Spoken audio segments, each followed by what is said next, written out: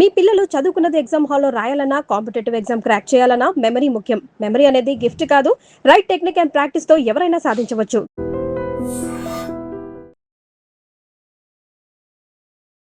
నమస్కారం, welcome to I dream. ధర్మ మార్గం విత్ విజిత కార్యక్రమానికి స్వాగతం.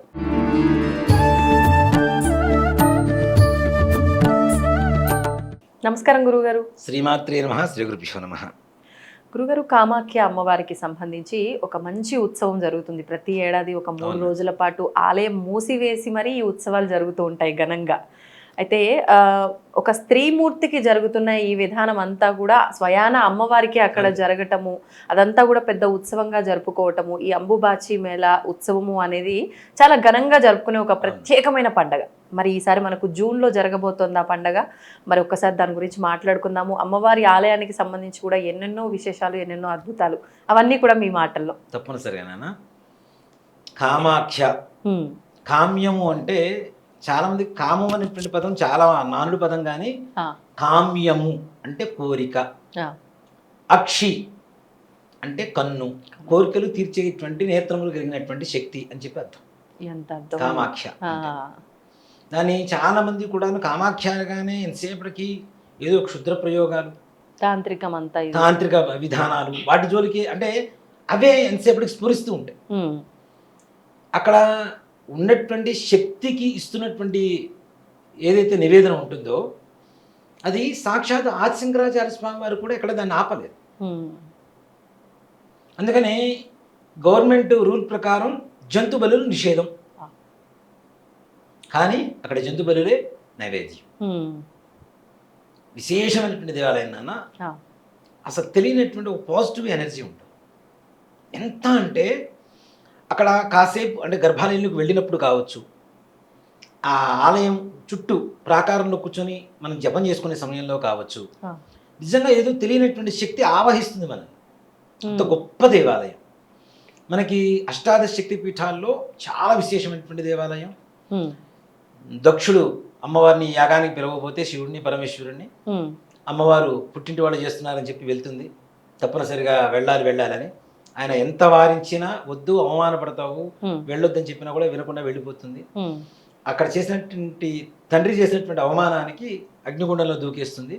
అగ్నిగుండంలో దూకిన తర్వాత ఈశ్వరుడు ఆ అవమానపూరితమైనటువంటి అమ్మవారి శరీరాన్ని భుజం మీద వేసుకొని శివతాండవం చేస్తుంటే ముల్లోకాలు కూడా దద్దరిల్లిపోతాయి ఆ శివతాండవానికి, రుద్రతాండవానికి.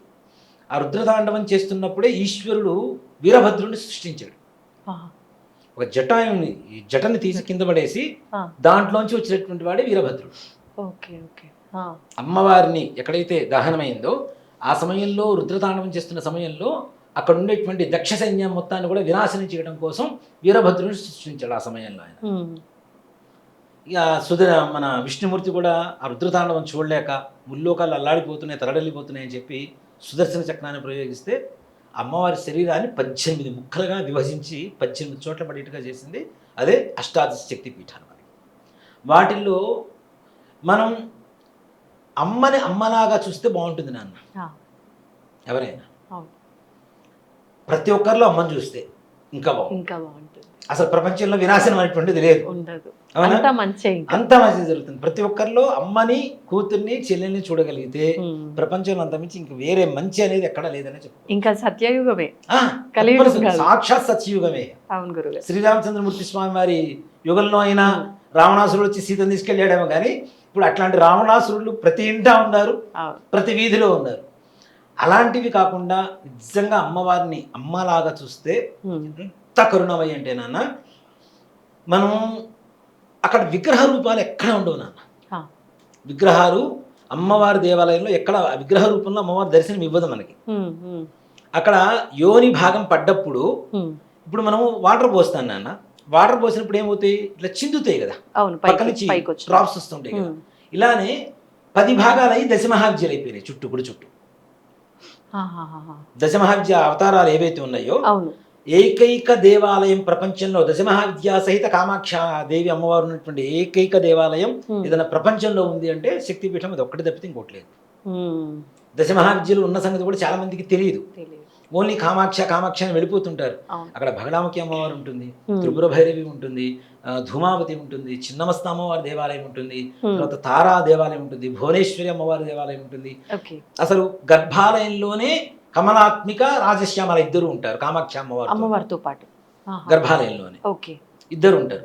అన్ని యోని రూపాలు. ఇప్పుడు ఈ అమ్మవారికి ఈ దశమహావిద్యల అమ్మవార్లకి సంబంధం ఏంటి గురుగారు? అసలు శక్తిలోంచి పుట్టినటువంటివే కదా, అమ్మవారి శక్తి నుంచి పుట్టినటువంటివి. ఈ దశమహావిద్య రూపాలు కూడా యోని రూపాలు. అన్నిట్లోంచి నిరంతరం ధారగా నీళ్లు వస్తూనే ఉంటాయి, ఊరుతూనే ఉంటాయి. ఇప్పుడు కూడా మనం చూడటానికి నానా నీళ్లు ఉంటాయి, ఇవే మనం ముట్టుకోవాలా అనుకుంటాం. ఇట్లా చేతికి తీస్తే తేటగా ఉంటాయి నాన్న, తాగితే తీయగా ఉంటాయి. Okay okay. అన్ని చోట్ల వాటిల్లో నిజంగా అంటే నాకు కొన్ని చోట్ల నేను కనెక్ట్ అయ్యాను. దశమహావిద్యల్లో కూడా భగడాముఖి ఒకటి. అక్కడికి పోతే మొత్తం వాతావరణం మొత్తం అంటే భగడాముఖి అంటే అమ్మవారికి పసుపు వర్ణం, మొత్తం పచ్చటి జెండాలు ఉంటాయి, పసుపచ్చ జెండాలు ఉంటాయి అమ్మవారికి. అవే క్లాతులు అమ్ముతుంటారు అక్కడ. ఆ దేవాలయం చూడగానే ఒక తెలియనటువంటి ఒక ఆనందం కలుగుతుంది. మనం ఏదో శత్రువులు మనకు ఎవరు లేరు, అమ్మవారు మనతో ఉందన్న ఒక నమ్మకం కలుగుతుంది. అలాగే తారాదేవి ఆలయంలో కూడా ఇక్కడ అంబాబాచి మేళా సమయమే కాదు, విడి రోజుల్లో కూడా ఈ దేవాలయాల్లో డైరెక్ట్ గర్భాలయాల్లో కూర్చొని జపం చేసుకుంటూ ఉంటారు. ఒక కామాక్ష గర్భాలయంలో ఉంటే రష్ ఎక్కువ ఉంటుంది, కానీ మిగిలిన తారా, చిన్నమస్త, భగడాముఖి, ధూమావతి, భువనేశ్వరి ఇట్లాంటి దేవాలయాలు అన్ని దేవాలయాల్లో కూర్చొని అమెరికన్స్ ఫారినర్స్ కూడా వస్తారు ఈ ఆలయంకి, కూర్చొని అక్కడ జపం చేసుకుంటుంటారు వాళ్ళు. అబ్బా, వాళ్ళు తపస్సు చూస్తే మనకి సిగ్గేస్తుంటుంది నిజంగానే. అంత ఏకాగ్రతగా అంతసేపు ఎలా కూర్చుంటారు. ఇప్పుడు మనం కూర్చున్న తర్వాత ఒక అరగంట తర్వాత ఈ లోకానికి మనకి బంధం తెగిపోవచ్చేమో, అంతసేపు ప్రయత్నం చేస్తే. వాళ్ళు కూర్చోవడమే వెంటనే ఒక దీంట్లోకి వెళ్ళిపోతారు, కాన్షియస్ లోకి వెళ్ళిపోతారు. అసలు వాళ్ళు నమ్మటమే గగనం, అట్లాంటిది నమ్మటము. కూర్చొని జపమాల కనపడకుండా ఒక సంచి కుట్టించుకొని దాంట్లో జపమాల పెట్టుకొని చక్కగా కళ్ళు మూసుకొని విభూతి కుంకుమ పెట్టుకొని ఎంత బాగుంటారని అంత బాగుంటారు వాళ్ళు. కూర్చుంటే ఋషీశ్వరులు ఇట్లా ఉంటారా అనిపిస్తుంది. ఆడవాళ్ళు కూడా కూర్చొని చేసుకుంటుంటారు నాన్న గుళ్ళల్లో, గర్భాలయాల్లో. వాటిలో చిన్నమస్త ఆలయం ఒకటి, అక్కడ కూడా విపరీతమైన పాజిటివ్ ఎనర్జీ ఉంటుంది. అంటే విడివిడిగానే ఉన్నాయి ఆలయాలన్నీ కూడా. అమ్మవారి గుడి చుట్టూనే చిన్నమస్త ఉంటుంది, తారాదేవి ఆలయం ఉంటుంది, ధూమావతి అమ్మవారు ఉంటుంది, కమలాత్మిక లోపలే ఉంటుంది, రాజశ్యామల లోపలే ఉంటుంది. తర్వాత భువనేశ్వరి అమ్మవారు కొంచెం దేవాలయం కొంచెం దూరం ఉంటుంది, భగడాముకి కొంచెం దూరం ఉంటుంది. ఇట్లా మిగిలిన దేవాలయాలు మాత్రం మొత్తం అమ్మవారి చుట్టూనే ఉంటాయి, అక్కడక్కడే ఉంటాయి మొత్తం దేవాలయాలు మొత్తం. కొంచెం దూరం అంటే ఎంత నాన్న, మన హైదరాబాద్ దీంట్లో డిస్టెన్స్ లో చూసుకుంటే పక్కనే 1 కిలోమీటర్ 1.5 కిలోమీటర్ వాకబుల్ డిస్టెన్స్ అని చూద్దాం మనం అయితే. మన హైదరాబాద్ దీని ప్రకారం అయితే దూరాలు కొలుచుకుంటే అంత శక్తివంతమైన దేవాలయం నాన్న. అక్కడ నిత్యం బలులిస్తూనే ఉంటారు. ఇప్పటికీ జరుగుతున్నాయా గురువుగారు? నిత్యం దున్నపోతు మహిషి బలి ఇస్తారు. ఎవరన్నా మొక్కొని లేదంటే ఎవరన్నా హోమం కోసం చేయించుకొని ఇచ్చేవాళ్ళు కొంతమంది ఉంటారు. ఉన్నా లేకపోయినా దేవస్థానం తరఫు నుంచి ఒక మహిషిని బలిస్తారు పొద్దున్నే, ప్రతిరోజు పొద్దునే. అలానే మేకపోతులు, గోట్స్, చేపలు కూడా పంచబలిలో చేపలు, చెరుకు ముక్కలు, చెరుకు ఇది ఉంటుంది కదా మనకి, చెరుగ్గడ కూడా ఒక బలి. అలాగే డక్స్, బాతులు ఇస్తారు, వాటితో పాటు పావురాళ్ళు ఇస్తారు, మరలా గుమ్మడికాయ ఒకటి ఇస్తారు. ఇవన్నీ కూడా బలుల్లో ఇవి. అక్కడ తెలియనటువంటివి చాలా ఉన్నాయి. అక్కడ కుమారి పూజ అని ఒకటి ఉంటుంది, ఇది చాలా మందికి తెలియదు అసలు. కుమారి పూజ అని ఒక పూజ ఉంటుంది, చిన్న పిల్లని కూర్చోబెట్టి పూజ చేస్తారు అమ్మవారి రూపంలో. ఇది ఎందుకు చేస్తారు గురుగారు అసలు? ఇక్కడ ఒకటి చెప్తాను నాన్న, దశమహావిద్యలన్నీ కూడాను మనకు ఉండేటువంటి ఒక కామ్యాన్ని, ఒక కోరికను తీర్చేటువంటి దేవతలు వీళ్ళందరూ కూడా. ఒకళ్ళు శత్రు నివారణ, ఒకళ్ళు నరఘోష రోగ నివారణ, ఒకళ్ళు కార్యసిద్ధి, ఒకళ్ళు వశీకరణ, అంటే భార్యాభర్తల మధ్యలో గొడవలు ఏదైనా వస్తే వాళ్ళిద్దరిని కలపడం కోసం. అలాగే వ్యాపారం కోసం ఒక దేవత, లక్ష్మీ దేవత, కమలాత్మక అంటే లక్ష్మీదేవి. అట్లా ఒక్కొక్క కామ్యానికి ఒక్కో రకమైనటువంటి శక్తులు. భూత ప్రేత పిశాచ బాధలు ఇట్లాంటివి దృష్టి దోషాలు పోవడం కోసం ధూమావతి, రాజశ్యామల అంటే మన ఉన్నత ఉద్యోగం రావడం కోసం. ఇట్లాగా ఒక్కో దేవాలయం ఒక్కొక్క అమ్మవారు ఒక్కొక్క శక్తిని మనకు ప్రసాదిస్తూ ఉంటుంది. అక్కడ వెళ్ళినప్పుడు కూడా వాళ్ళలో ఉండేటువంటి గొప్పతనం ఏంటంటే మనం చెప్పిన హోమాలు కాదు, వాళ్ళు ఏ హోమాలు మనకి కరెక్టో అవి చేస్తారు. మన జాతకం ప్రకారం ఆ, ఆ. ఏ హోమాలు చేయాలో వాళ్ళు నిర్ణయిస్తారు, మనం నిర్ణయించుకోవడం కాదు. ఈ గ్రహం బాలేదు, నవగ్రహాలు 9, నవగ్రహాలకు ఒక్కొక్క దేవత ఒక్కొక్క అధిపతి. ఓకే ఈ గ్రహం బాలేదు కాబట్టి ఈ దేవత హోమం చేస్తాం. ఓకే ఈ బలులు ఇస్తారు, పంచబలులు ఇస్తారు, ఈ బలులు ఇస్తారు, కన్యాదేవత కన్యా పూజ చేస్తారు, తర్వాత కుమారి పూజ చేస్తారు. ఇప్పుడు ఆ బాలిక అక్కడ టెంపుల్ కి సంబంధించిన వాళ్ళే ఉంటారా? కాదు, వాళ్ళు తీసుకొస్తారు. అక్కడ మనం చెప్తే పండరీలు అంటారు వాళ్ళని, అక్కడ బ్రాహ్మిన్స్ ని, పురోహితుల్ని పండరీస్ అంటారు. ఆ పండరీస్ తీసుకొని వస్తారు. 154 మంది కుటుంబాలు ఉన్నాయి పండరీస్. దాంట్లో కూడా 3 విభాగాలు ఉంటాయి. ఒకళ్ళు అర్చనామూర్తులు, డైరెక్ట్ కేవలం అర్చన మాత్రమే చేస్తారు. కొంతమంది పాఠక్స్, చండీ పాఠం ఉంటుంది కదా, పాఠం చదివేటువంటి వాళ్ళు, చండి పారాయణ చేసేటువంటి వాళ్ళు కొంతమంది ఉంటారు. కొంతమంది కేవలం హోమం చేసేటువంటి వాళ్ళే కొంతమంది ఉంటారు. ఇట్లా 3 విభాగాలు ఉంటాయి. ఈ 154 కుటుంబాల్లో కొన్ని కుటుంబాలు ఒక్కొక్క రకమైనటువంటి సెక్షన్ ఎంచుకొని వాళ్ళు ఉంటూ ఉంటారు. వాళ్ళు మాత్రమే చేస్తారు, ఇంకెవరిని చేయనివ్వరు, ఎవరిని రానివ్వరు. కాకపోతే అదృష్టవశాత్తు పోయినసారి నేను వెళ్ళినప్పుడు నేను కూడా నా సొంతంగా నేను హోమం చేసుకున్నప్పుడు పర్మిషన్ ఇచ్చారు. నాకు అక్కడ పైన హోమగుండం ఏర్పాటు చేసి సామాగ్రి అన్నీ ఏర్పాటు చేసి పెట్టారు. నేను వెళ్ళేసరికి చక్కగా గోత్రనామాలతో హోమం చేసుకొని ప్రశాంతంగా వచ్చేసాం అక్కడి నుంచి. నిజంగా అంటే అదృష్టం ఉండాలి మనకి. ప్రపంచంలో ఎక్కడ పోయినా ఏదో ఒక అమ్మవారి రూపంలోనో అయ్యవారి రూపంలోనో ఎవరో ఒకరిని కనెక్ట్ చేస్తూ ఉంటారు. అవునా? అలానే ఒక ఆయన అక్కడ పరిచయం అయ్యారు. లేదు నువ్వు మీరు చేసుకోవడానికి నేను అవకాశం కల్పిస్తానని చెప్పి పైన దేవస్థాన హోమాలు ఎక్కడ చేస్తారో అక్కడ చేసుకోవడానికి అవకాశం ఇచ్చారు మన పరిసర ప్రాంతాల్లో. అలాగే అందరికీ దొరికే అవకాశం కాదు నిజంగానే. అవును, మీరు నమ్ముతారో నమ్మరో, నాకు లాస్ట్ టైం వెళ్ళినప్పుడు ఒక ఆయన కనబడ్డారు, గురుగారు, మన గురువు గారులే. ఆయన అడిగారు నాకు ఏమైనా అవకాశం ఉంటుందా అని. అవకాశం లేదు, వారికి కూడా కలగలేదు అక్కడ. అంటే అది అదృష్టం, అమ్మవారి అనుగ్రహం, అమ్మవారి దయ.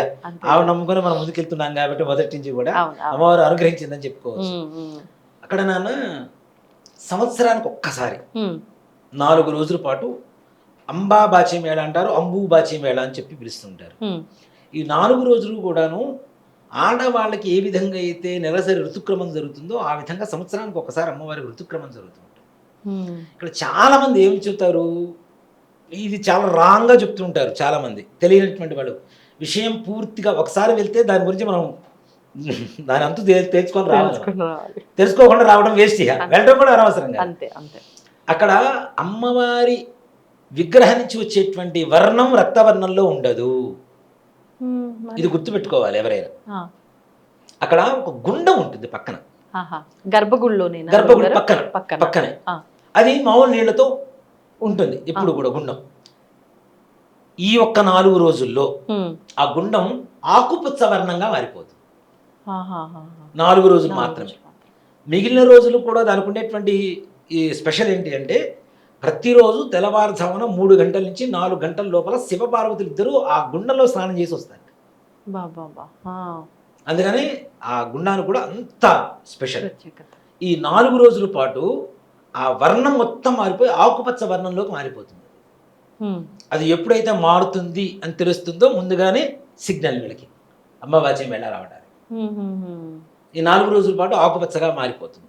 చాలా మంది ఏం చెప్తున్నారు అంటే అమ్మవారి యోని నుంచే తప్పనిసరిగా రక్తవర్ణం అనేది ప్రసవిస్తుందని చెప్తున్నారు. కానీ రక్తవర్ణం అక్కడ కాదు, అసలు ఈ రక్తం అంతా కూడా వెళ్ళి పచ్చగా మారిపోయి గుండంలో కలుస్తుంది. అసలు ఎరుపు రంగు రావటం అనేది లేదు, ఇక్కడ కనపడదు.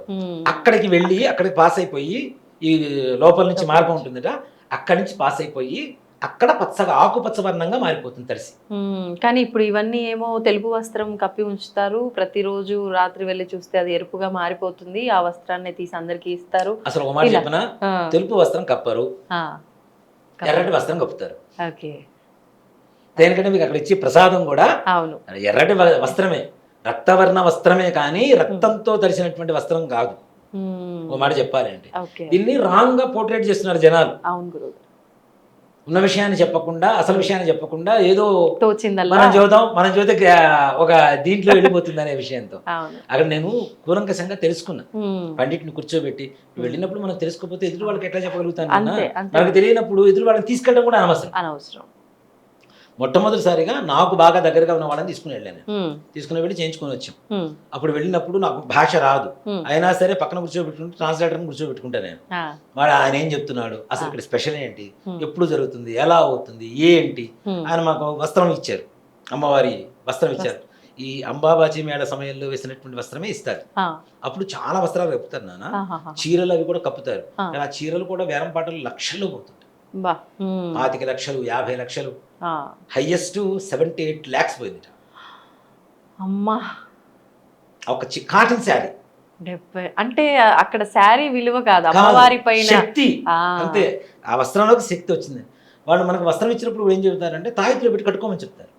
ఇప్పుడు అమ్మవారి ఎరుపు వస్త్రం, ఎరుపు వస్త్రం. అందులోను అక్కడ నీళ్లు ప్రవహిస్తుంది అని చెప్పాను కదా, నీళ్లు తెచ్చుకుంటామా మనం. నీళ్లు తెచ్చుకున్న తర్వాత ఒక అంబాబాచి మేళ జరిగిన దగ్గర నుంచి మరలా అంబాబాచి మేళ జరిగేంత వరకు నీళ్లు పాడైపోవు. 1 year పాటు కూడా అట్లానే ఉంటాయి. అసలు ఇప్పుడు మనం ఆ నీళ్ళ చేంజ్ చేసుకోవాలి గురుగారు? తాగటం చేయొచ్చు, ఇంట్లో చల్లుకోవచ్చు, చక్కగా స్నానాలకి వాడొచ్చు. పిల్లలకి ఏదైనా దృష్టి దోషాలు అట్లాంటివి ఏమైనా ఉన్నా కూడాను అట్లాంటి వాడటం వల్ల మంచి జరుగుతుంది. దాంట్లో అనుమానం కూడా నెగిటివ్ మొత్తం పోతూ ఉంటుంది. ఆ నీళ్లు తీసుకొచ్చి అంబాబాచి మేళ వెళ్ళిపోయింది అనుకోండి, బాటిల్లో ఎప్పుడో తెచ్చుకున్న వాటర్ కూడా మళ్ళీ పాడైపోతుంటాయి. మరి అక్కడి నుంచి తెచ్చిన తర్వాత వాడికి ఆ లక్షణం ఉండకూడదు కదా. కానీ ఆ లక్షణం అక్కడి నుంచి ఇక్కడ దాకా వస్తుంది అంటే, సంవత్సరం దాటిన తర్వాత అవి పాడైపోతున్నాయి అంటే అమ్మవారి శక్తి మనతో పాటు వస్తున్నట్ట లెక్క కాదా? వస్తున్నట్టే. ఆ నీళ్ళని వాడటం ద్వారా మనకి మంచి జరుగుతుందా లేదా? జరుగుతుంది. నీళ్ళు తెచ్చుకున్నానే 2 times వెళ్ళినప్పుడు ఆయన లోపల వాటర్ పట్టిస్తారు, అన్ని చోట్ల కలిపి తీసుకొచ్చి ఒక మగ్గులో పట్టేసి ఆ మగ్గులో నుంచి బాటిల్లో పోసేసి ఇస్తారు ఆయన. మనం అది కూడా చాలా మంది ఏం చేస్తుంటే సగం తాగేసిన వాటర్ పారబోసేసి పట్టుకుంటుంటారు. అట్లా ఎప్పుడు కూడా పట్టుకోవద్దు అని చెప్తారు. అదే అట్లా చేస్తుంటారు పొరపాటు. బాటిల్స్ ఖాళీ లేకపోతే కొత్త బాటిల్ కొనుక్కొని నీళ్లు పారబోసి దాంట్లో పట్టుకోండి. మనం ఎంగిల్ చేసిన దాంట్లో నీళ్లు పట్టొద్దు, అమ్మవారి తీర్థం పట్టొద్దు, అది అందరికి ఇవ్వడానికి ఉపయోగపడేలా ఉండాలి అని చెప్తారు. ఆ నీళ్లు స్నానం చేసినా ఇంట్లో చల్లుకున్నా తప్పనిసరిగా ఇంట్లో ఉండే నెగిటివ్ మొత్తం కూడా పరిగెత్తుకుంటూ వెళ్ళిపోతుంటుంది. నిజంగా నేను ఒకరికి ఇట్లానే నీళ్లు తీసుకొచ్చి ఇచ్చాను, వస్త్రం తీసుకొచ్చి ఇచ్చాను. ఇచ్చిన తర్వాత తాయితలో పెట్టి కట్టుకున్నా బాగుంటుంది. వాళ్ళకి అసలు ఇంట్లో పరిస్థితి బాగాలేదు నాన్న, వాళ్ళకి ఏదో ప్రయోగాలు అవి ఇవి చేశారని ఒక ఆలోచనలో ఉన్నారు. వాళ్ళు ఇచ్చాను. ఈ నీళ్లు కొద్దిగా నీళ్ళలో కలుపుకొని స్నానం చేశారు, ఇంట్లో చదువుకున్నారు, వస్త్రం కట్టుకున్నారు. కట్టుకున్న తర్వాత వాళ్ళ ఇంట్లో ఉండే నెగిటివ్ ఒక షాడో లాగా బయటకు వెళ్తున్నట్టుగా వీళ్ళ కంటికి కనపడింది. అవునా? ఒక షాడో బయటికి వెళ్ళేటప్పుడు అది కూడా బలవంతంగా ఏడ్చుకుంటూ మూలుగుతుంటారు, ఆయన మూలుగుతుంటారు. అట్లాంటి మూలుగుతూ గడప దాటి బయటికి వెళ్ళిపోయినట్టు కనపడింది ఒక షాడో. ఇంకా ఎంత శక్తివంతులు అమ్మవారు చూడండి. అక్కడ నిజంగా ఏ హోమం చేసినా విపరీతమైనటువంటి ఫలితం వస్తుంది నాన్న, దాంట్లో సంశయమే లేదు. అక్కడ కూర్చొని జపం చేసుకున్నంత సమయంలో అమ్మవారు మనకి సాక్షాత్కరిస్తుంది. అమ్మవారు మన మీద మన ఒంట్లో ఆవాహనం అయిపోయిందేమో అన్నంత గొప్ప శక్తిని ఇస్తుంది. అంత ప్రశాంతమైనటువంటి వాతావరణం. అందులో హిమాలయాస్కి దగ్గర, మన ఇండియాకి మొత్తం ట్రిప్ ప్లేస్ అది, అంటే ఎర్జీ. అక్కడ వాతావరణం మార్పు ఉంటుంది, తొందరగా చీకటి పడిపోతుంటుంది, తొందరగా తెల్లవారిపోతూ ఉంటుంది అక్కడ వాతావరణం కూడా. అమ్మవారి కూడా నీల పర్వత వాసిని అంటారు. నీలపర్వతం అనేటువంటి పర్వతం మీద అమ్మవారు స్వయంభూగా ఉంది. ఇలాంటి చోట ఈ ఏవైతే బలులు ఉన్నాయో అవి తప్పు అని చెప్పడానికి కూడా ఆదిశంకరాచార్య స్వామి వారు కూడా ముందుకు రాలేదు. ఆ ఆదిశంకరాచార్య స్వామి వారు అష్టాదశ శక్తి పీఠాలన్నీ తిరిగిన సమయంలో కూడా అక్కడ కాలభైరవుడిని క్షేత్రపాలకుడిగా ఆయనే ప్రతిష్ఠ చేసి మరీ వచ్చారు కామాఖ్యలో. కాలభైరవ టెంపుల్ చూడరు చాలా మంది, గమనించండి. వెళ్ళినప్పుడు తప్పనిసరిగా మొట్టమొదట ఎంటర్ అవ్వగానే ఒక పెద్ద సింహద్వారం ఉంటుంది నాన్న. ఆ సింహద్వారం ఎంటర్ అవ్వగానే లెఫ్ట్ సైడ్ ఫస్ట్ లోనే కాలభైరవ టెంపుల్ ఉంటుంది. అది చూసి తర్వాత అమ్మవారిని ఇచ్చేయండి. ఏదో అమ్మవారిని చూసిన తర్వాత కాలభైరవుడి నమస్కారం చేసుకోండి. క్షేత్రపాలకుడు కదా. ఇప్పుడు మీ ఇంటికి వచ్చినప్పుడు మీ ఇంటి యజమానికి మర్యాద ఇవ్వకుండా మిగిలిన వాళ్ళందరినీ చూస్తా అంటే కరెక్ట్గా ఉండదుగా. ఆ క్షేత్రాన్ని మొత్తం పరిపాలించేటువంటి వాడు.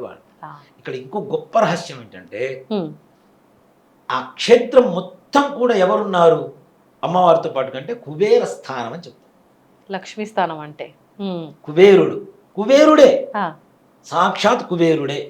మనం ఇక్కడ కుబేర కుంకుమ అని చెప్పి గ్రీన్ కలర్ లో బొట్లు పెట్టుకుంటున్నాం. అక్కడ నీలవర్ణంలో ఇస్తారు, బ్లూ కలర్ బొట్టు ఇస్తారు. మరి కుబేర కుంకుమ గ్రీన్ కలర్ అంటారుగా. అక్కడ వాళ్ళు వాడేది వాళ్ళ సంప్రదాయం ప్రకారం నీలి రంగు వర్ణంలో ఉండేటువంటి కుంకుమతో స్వామివారికి పొద్దున పూజ చేస్తారు. దేవాలయంలోకి ఇంకొకరికి ఎవరికి ప్రవేశం ఉండదు, లోపలికి వెళ్ళడానికి అవకాశం ఉండదు. ఆ టెంపుల్ పరిసర ప్రాంతాల్లో రైట్ సైడ్ ఉంటుంది. ఈ సంగతి కూడా ఎవరు చూడరు, తెలియదు. ఏదో కూర్చుంటారు, నమస్కారం చేసుకున్నామా, వచ్చామా, బలి చేసామా, హోమం చేసామా, వచ్చామా అనుకుంటారు. కానీ కుబేర స్థానం అక్కడికి వెళ్ళినటువంటి వాళ్ళకి లక్ష్మీదేవికి ఎక్కడ కొదవ ఉండదు. నాకు తెలిసిన ఒక అమ్మాయికి వివాహం రెండు వివాహాలైనా కూడా అది కరెక్ట్గా లేకపోతే ఉండకపోతే అక్కడ తీసుకుని వెళ్ళి హోమం చేయించుకొని వచ్చాం. ఉమ్, మూడవ వివాహం మొట్టమొదటి అబ్బాయి వివాహం అబ్బాయిని వచ్చి పెళ్లి చేసుకున్నాడు. ఆ, అమ్మాయికి మూడో వివాహం, మూడో వివాహం, అబ్బాయికి ఆయన మాత్రం మొదటి మొదటి వివాహం. ఎవరు చేసుకుంటారు అట్లా? చేసుకొని అమెరికా తీసుకెళ్లి హాయి సెటిల్ అయిపోయారు. ప్రశాంత్. బాగుంది. అంటే ఇంకా అర్థమైపోతుంది అమ్మవారి ఎంత శక్తి శక్తి అనేది ఇక్కడ. అర్థమైపోతుంది కదా మనకి. ఉమ్, అక్కడ కుబేర స్థానం లక్ష్మీదేవికి అక్కడ జపం చేసుకున్న వాళ్ళకైనా దర్శనం చేసుకున్న వాళ్ళకైనా ఆ కుబేర కుంకుమ ధరించిన వాళ్ళకైనా ఉమ్, లక్ష్మీదేవికి ఎక్కడ కొదవలేదని చెప్పవచ్చు. ఉమ్. అంత లక్ష్మీ స్వరూపం, లక్ష్మీ స్థానంగా చెప్పబడుతుంది. ఇప్పుడు ఒక అపోహ ఇంకా ఆలయం గురించి అంటే అంతా అది తాంత్రిక విధానం కాబట్టి అసలు ఎవరు పడితే వాళ్ళు వెళ్ళకూడదు. అంటే ఇట్లా ఎవరన్నా ఉపాసన చేసేవారు, అమ్మవారికి సంబంధించి దీక్షల్లో ఉన్నవారు మాత్రమే వెళ్ళాలి, సామాన్యులంతా పరిగెత్తుకొని వెళ్ళకూడదు, చాలా ఎఫెక్ట్ అంటే నెగిటివ్గా వస్తుంది అని చెప్పి. ఒకటి ఇది చెప్తానన్న, అమ్మ కాళికా స్వరూపంలో ఉన్న అమ్మాయి, చింగళ స్వరూపంలో ఉన్న అమ్మాయి, వారాహి రూపంలో ఉన్న అమ్మే, రాజశ్యామల రూపంలో ఉన్న అమ్మే, కామాఖ్య రూపంలో ఉన్న అమ్మే. అంతే. ఇప్పుడు మనమ్మే ఉంది నాన్న, మనం తప్పు చేస్తే కన్నెర్ర చేస్తుందా లేదా? మన గురించి గొప్పగా ఉంటే అమ్మ ఆనందపడుతుందా లేదా? మనం ప్రేమగా ఉంటే మనతో ప్రేమగా ఉంటుందా లేదా? యద్భావం తద్భవతి. మన మనస్సులో ఏ విధంగా అమ్మను చూస్తామో అక్కడ పోయి అమ్మలానే చూడండి, అమ్మే కనపడుతుంది, వేరే రూపం కనపడుతుంది. అవునా? ఇక్కడ మనకి పూర్వకాలంలో సప్తపది అని ఒక సినిమా ఉంది. సప్తపదో సమ్మేదో ఉంది నాన్న ఒక సినిమా. సప్తపదే కె విశ్వనాథ్ గారి సినిమా. ఆ సినిమాలో వివాహం చేసుకుంటాడు ఒక పూజారి గారు మేనగోడల్ని, మేనమామ కూతుర్ని. పెళ్లి చేసుకున్న తర్వాత కార్యం రోజున అమ్మవారి రూపంలో చూస్తాడు. ఆమె అమ్మవారి రూపంలో చూసి పూజ చేస్తాడు. రోజు అమ్మవారికి ఆరాధన చేసి చేసి అమ్మవారి రూపమే కనబడుతుంది. అవునా? అందుకనే స్త్రీలని ఆదిపరాశక్తులని ఎందుకంటారు అంటే ప్రతి స్త్రీ ఆదిపరాశక్తే, ప్రతి స్త్రీ అమ్మే, దాంట్లో అనుమానమేం లేదు. మనం చూసేటువంటి రూపంలో, మన కంటిలో, మన దృష్టిలో, మన మనస్సులో, మన ఆలోచనలో తేడా ఉండొచ్చేమో కానీ అమ్మలో ఎక్కడా తేడా లేదు. అక్కడ ఎవరైనా వెళ్ళవచ్చు, ప్రతి ఒక్కరు వెళ్ళాలి. వాసు జ్యోతిర్లింగాలు అన్ని పూర్తి చేయాలి, అష్టాశక్తి పీఠాలు, శ్రీలంకలో ఉన్న శాంకరి దేవాలయాన్ని కూడా వెళ్తున్నాం మనం. మన దేశంలో ఉన్న కామాఖ్యకి వెళ్ళడానికి ఏముంది? తాంత్రిక విధానం కాదు అక్కడ, తాంత్రికం అంటున్నారు. తంత్రము వేరు, తాంత్రికం వేరు. ఏంటి గురుగారు ఇక్కడ తాంత్రికము అంటే మీరు చెప్పినట్టుగా క్షుద్ర ప్రయోగాలు, అవన్నీ ప్రయోగాలు చేసేటువంటి విధానాన్ని తాంత్రిక విధానం అంటారు. తంత్రము అంటే అమ్మవారికి సంబంధించినటువంటి తంత్రం ఏదైతే ఉందో, మంత్రంలాగా తంత్రం ఏదైతే ఉందో, తంత్రం ఆ కార్యాన్ని చేసేటువంటి కార్యాన్ని తంత్రం అంటారు. తాంత్రికం వేరు, తంత్రం వేరు, క్షుద్రం వేరు. ఇప్పుడు అక్కడ అలాంటి పూజలు కూడా, క్షుద్ర పూజలు కూడా జరుగుతాయి, చేతబడులు అక్కడ కాదు. అది కూడా చాలా మంది రాంగే. అక్కడ క్షుద్ర శక్తుల్ని పారగొట్టేటువంటి దేవత తప్పితే వేరే శక్తి కాదు. మనకు ఉండేటువంటి చెడుని తీసేటువంటి దేవత. అక్కడ పక్కన ఇంకొక గ్రామం ఉంటుంది, అతి తక్కువ కుటుంబాలు ఉంటాయి. ఉన్న కుటుంబాలు మొత్తం క్షుద్రోపాసన చేసేటువంటి వాళ్ళు. కుటుంబంలో ఉన్నటువంటి ప్రతి ఒక్కరూ, అన్ని కుటుంబాల వాళ్ళు క్షుద్రోపాసన చేస్తారు. అక్కడ నెగిటివ్ స్టార్ట్ అయిపోతుంటుంది, పుడుతుంటుంది. ఇక్కడ నెగిటివ్ తీసేస్తుంది, వెళ్ళిపోతూ ఉంటుంది. చాలా మంది ఏం చేస్తున్నారంటే ఆ గ్రామాన్ని కూడా అమ్మవారి దేవాలయంలో కలిపేసి క్షుద్రోపాసన అని చెప్తున్నారు. అది తప్పు. క్షుద్రోపాసన కాదు, క్షుద్ర శక్తుల్ని పారద్రోలేటువంటి శక్తే కామాఖ్య అమ్మవారు. మీరు గనక అంటే కొత్తగా వెళ్ళి అప్రమత్తంగా గనక ఉంటే మాత్రం ఇట్లాంటి పూజలన్నీ చేసేస్తారు మిమ్మల్ని తీసుకెళ్లి, అది అని చెప్పి. పరిస్థితి లేదు నాన్న. ఇప్పుడు జనాలు ఎవరు ఎంత అమాయకంగా, ఎంతమంది ఉన్నారు అమాయకంగా? ఎవ్వరు లేరు. అందరూ నాలెడ్జెడ్ పర్సన్సే.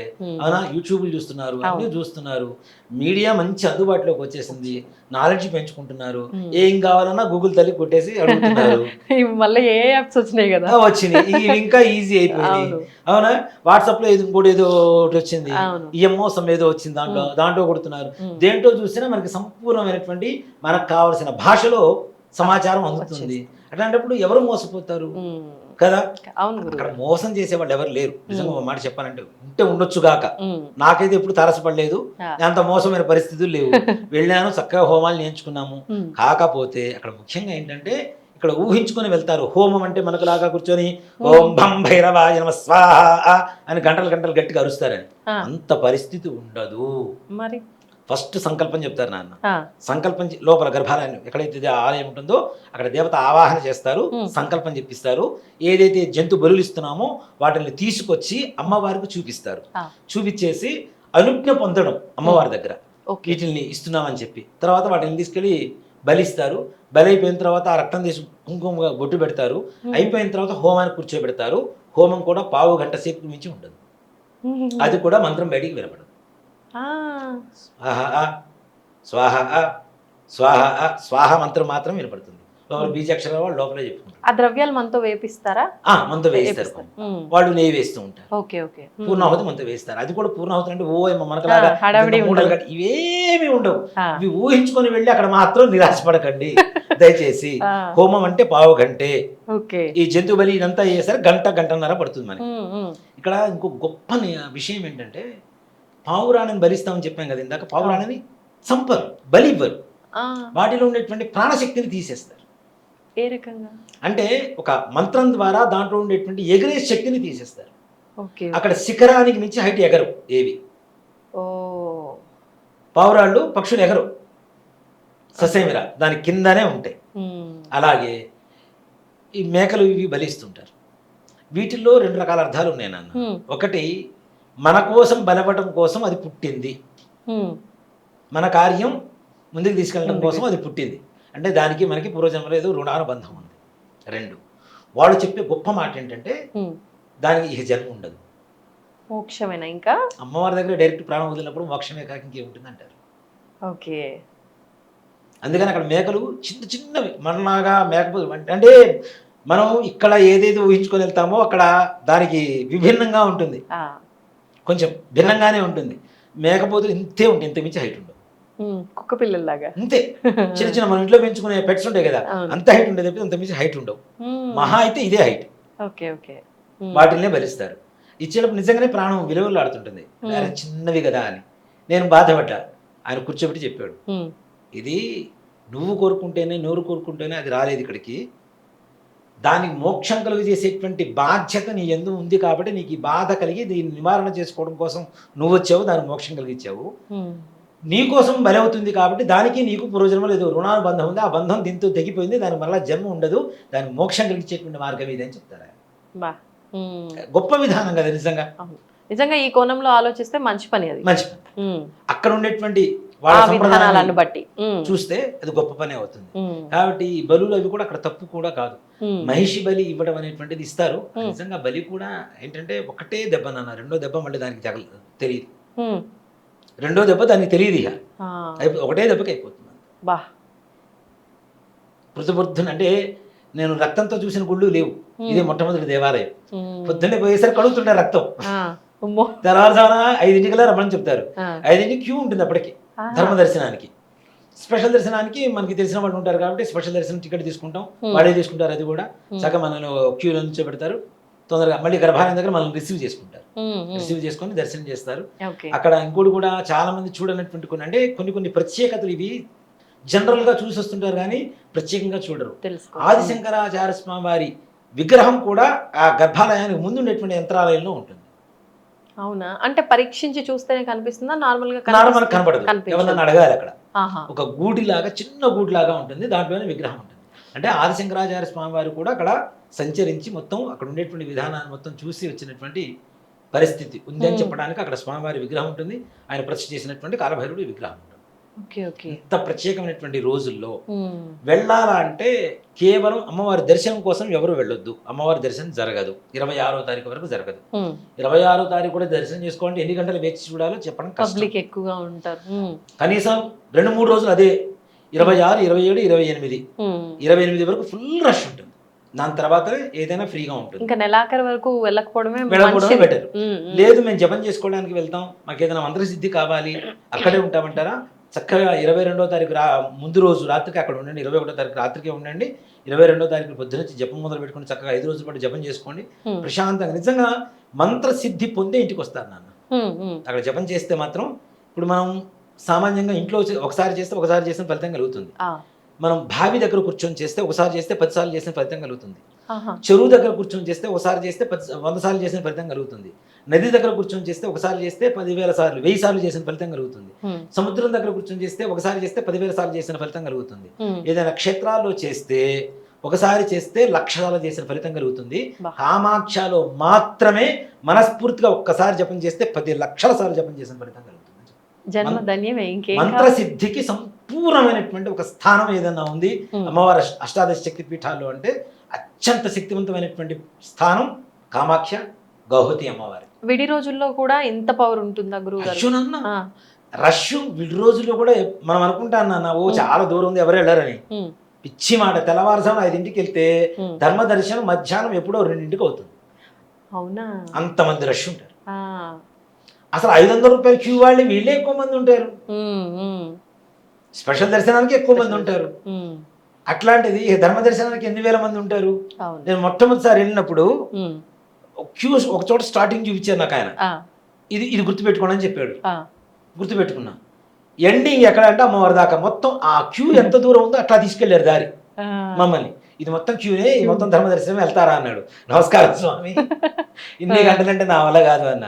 అందుకని రేపు పొద్దున 5ంటికి వెళ్ళారంటే నేను దర్శనం చేస్తాను అన్నాడు. పొద్దున 5ంటికి వెళ్తే 6:15 కల్లా దర్శనం అయిపోతుంది, 6:30 కల్లా దర్శనం అయిపోతుంది.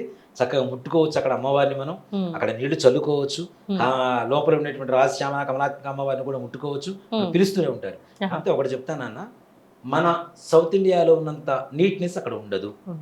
గుర్తుపెట్టుకోండి. నార్త్ ఇండియాలో టెంపుల్స్ ఏవి అంత నీట్గా కనపడవు. అందులో ఇట్లాంటి జంతువులు ఇవన్నీ జరిగేటువంటి స్థలంలో నీట్గా ఉండాలి అనుకోవడం అనేది మన మూర్ఖత్వం తప్పితే వేరే కాదు. అక్కడ కొంచెం కట్టడాలు కూడా డిఫరెంట్ గా ఉంటాయి. వాళ్ళ కన్స్ట్రక్షన్ అంతా కూడా వెరైటీ కదా, కొంచెం అగ్లీగానే ఉంటుంది. కానీ అక్కడ మనం చూడాల్సింది అగ్లీనెస్ కాదు, అమ్మని చూడాలి. అమ్మని చూసి నమస్కారం చేసుకోండి అంటే తప్పనిసరిగా వస్త్రం దొరికితే తెచ్చుకోండి. నిజంగా అంబుబాచి మేళ వెళ్ళిన వెంటనే వెళ్తే మాత్రం ఒరిజినల్ వస్త్రం దొరుకుతుంది. అంటే ఫేక్ వస్త్రాలు కూడా ఉంటున్నాయా? ఇస్తారు కొంతమంది. ఇప్పుడు గురువు గారులు ఉంటారు కదా పురోహితులు, వాళ్ళు తీసుకెళ్తారు ఒక్కో చీర వేసేసి. ఈ 4 రోజులు ఒక్కో వేల 100 చీరలు వేస్తూనే ఉంటారు, తీసుకుంటూనే ఉంటారు. ఆ చీరలు వాళ్ళు తీసుకుని ఇంట్లో పెట్టుకుని వాళ్ళ తరఫున ఎవరైనా హోమాలకు వెళ్ళినప్పుడు వాళ్ళకి ఇంతేనా క్లాత్ అంటే మనం ఇంత కాదు, ఇంతే క్లాత్ ఇస్తారు. ఆ క్లాత్ ని మన తాయత్తులో పెట్టుకున్నా, మన పిల్లలు కట్టినా మనకు ఉండేటువంటి సకల దోషాలు పరిహారం అయిపోయి అమ్మవారి పరిపూర్ణమైనటువంటి అనుగ్రహం మనకి తప్పనిసరి కలుగుతుంది. కానీ చాలా మంది ఇప్పుడు మీరేమో యంత్రంలో కట్టుకుంటే పనిచేస్తుంది, ఇంట్లో బీరువాలో పెట్టుకోవడమే విన్నాం ఇప్పటి వరకు. అలా పెట్టొచ్చు అంటారా మరి? దాంట్లో ఒకటి చెప్తాను, ఇంట్లో బీరువాలో పెట్టుకోవాలా వద్దా అనేది మనకి ఎక్కడ సమస్య ఉంటే అక్కడ. ఓకే. అంటే ధనస్థానంలో సమస్య ఉన్నప్పుడు బీరువాలో పెట్టొచ్చు. బీరువాలో కంటికి సమస్య ఉంటే కంటికి ఆపరేషన్ చేస్తారు కానీ కాలికి చేయడుగా. అవును. ఇది కూడా అంతే.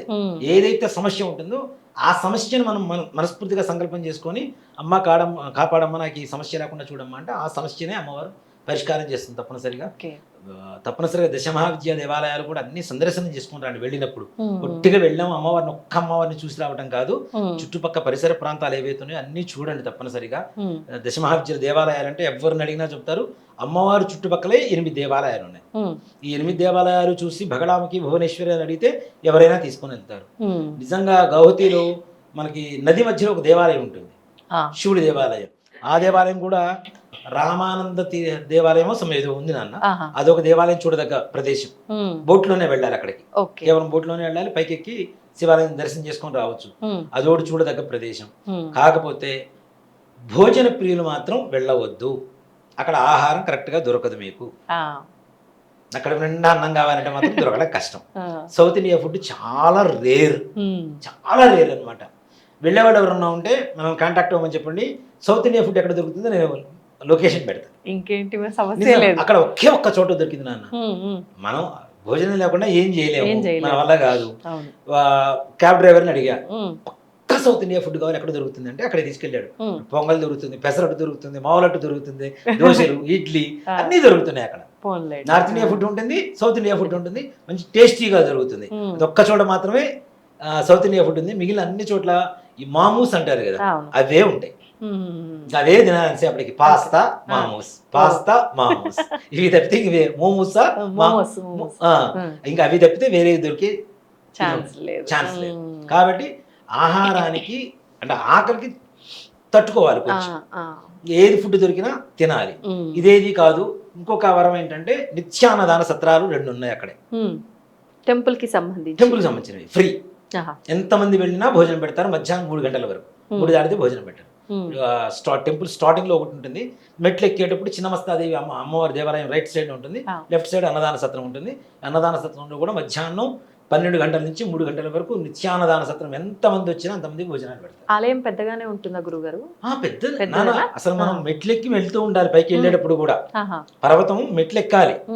మనకి ఎక్కేటప్పుడే కొన్ని దేవాలయాలు రైట్ సైడ్ కనబడుతూ ఉంటాయి. Okay okay. లెఫ్ట్ ఒక్కటే ఉంటుంది, లోపల కిందకి దిగితే ధూమావతి ఒకటే ఉంటుంది, తర్వాత లలితా పరమేశ్వర అమ్మవారి దేవాలయం ఒకటి ఉంటుంది కిందకి మెట్లు దిగిన తర్వాత. రైట్ సైడ్ మెట్లు ఎక్కేటప్పుడే చిన్నమస్త, తార, ఇవన్నీ దేవాలయాలు మనకు కనపడుతూనే ఉంటాయి.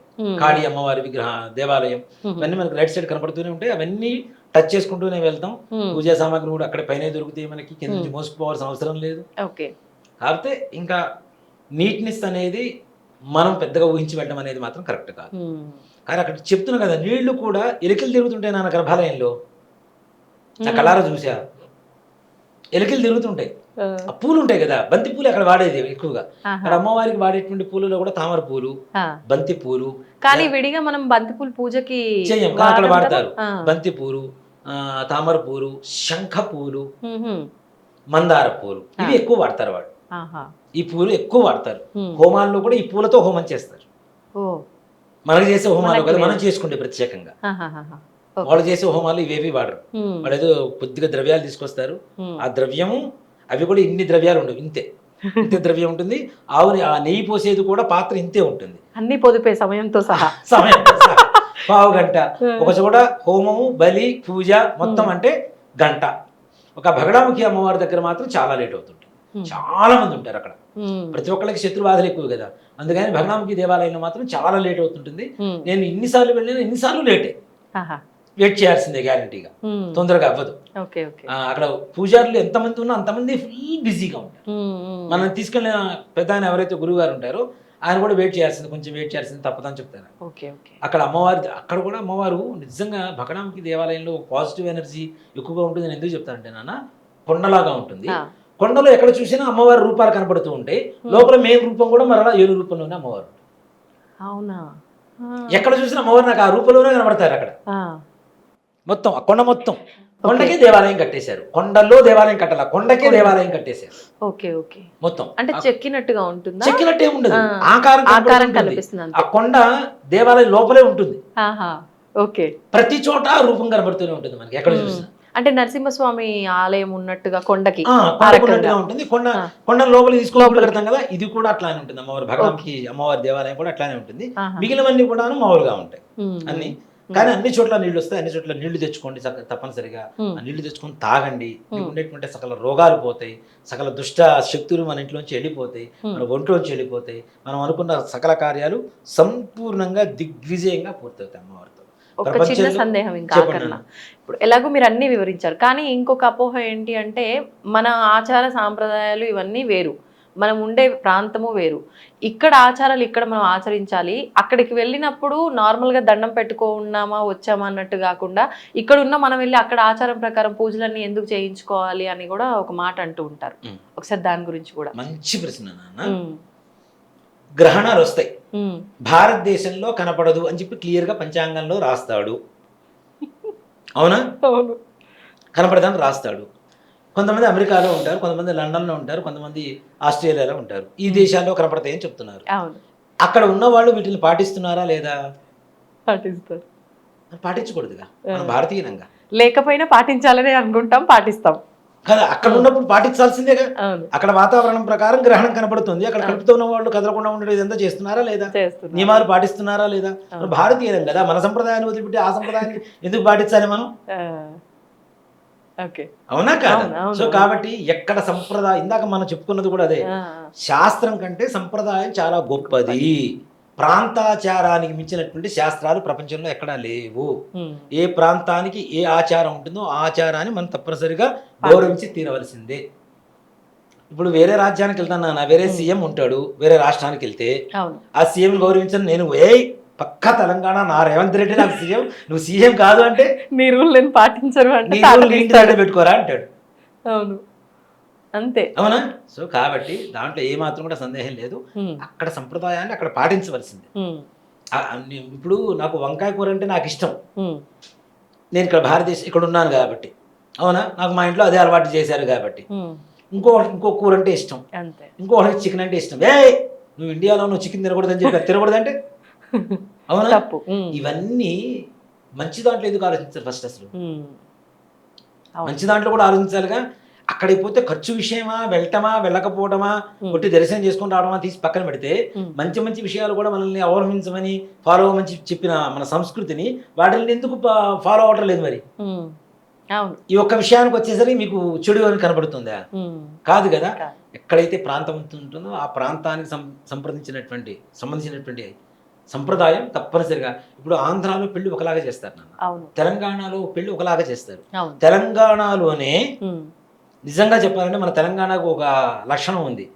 తెలంగాణ మొత్తం ఒక సంప్రదాయం.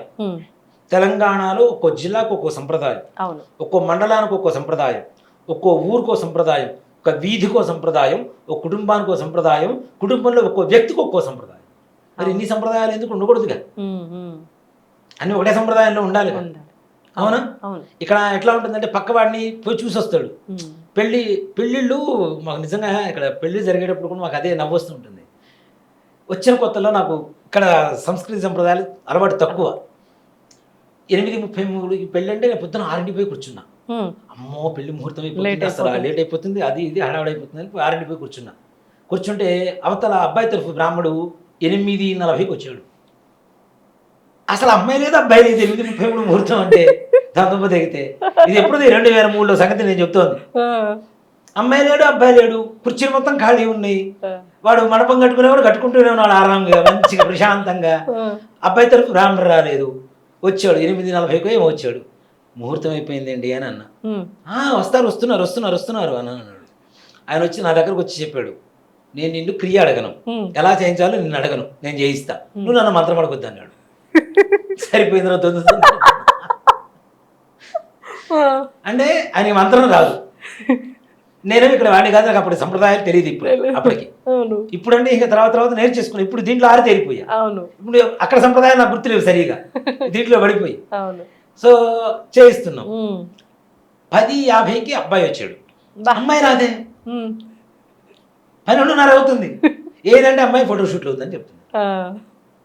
ఇంకేం పెళ్ళి నాన్న, మిట్ట మధ్యాహ్నం దగ్గర 5 గంటలు ఆలస్యం.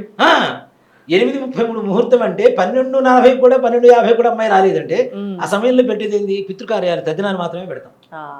ఆ సమయంలో చేసిన పెళ్లిళ్ళు ఎందుకు ఉంటాయి? పెటాకులవక. అవునా? ఇక్కడ వాటికి అప్పుడు ఇవ్వాలి ప్రాధాన్యత, దానికి ఇవ్వాలి అంతే.